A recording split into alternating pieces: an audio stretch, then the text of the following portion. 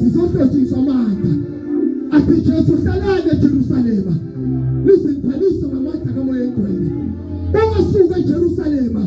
ungabephathiswa ngamandla kaMoya Oyingcwele hlala eJerusalema noma sohlotshiwe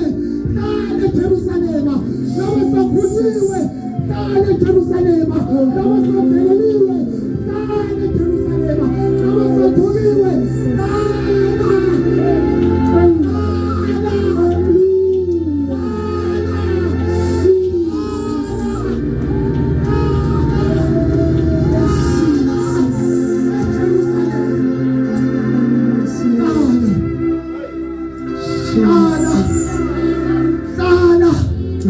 ifriji sayiphelelanga ngokudla hlala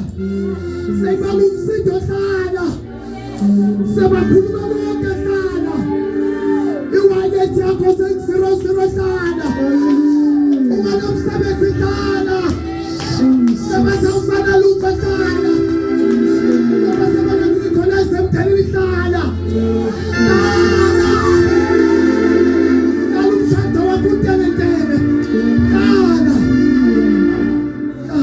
hlala ibhizinisi lakho liqede hlala eJerusalem uzomphathisa amandla awubasalwane simphathisa amandla uDavide wake wasindwa athi insimbi tasawula lithi sikaNkulunkulu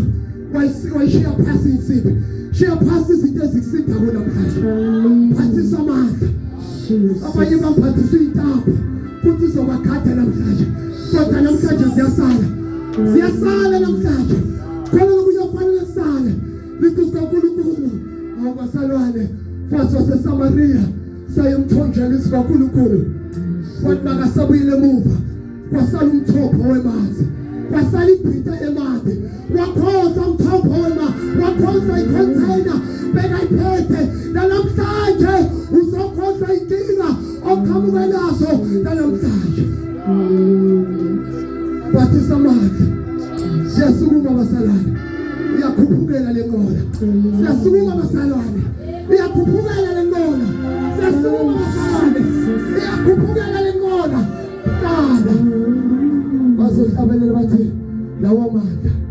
siwathola ngokuhlala kuye khona umfundisi uMalophe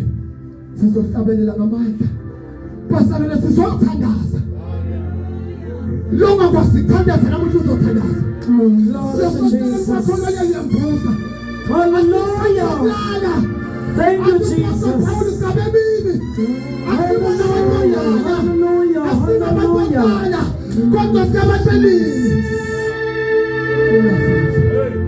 Hallelujah.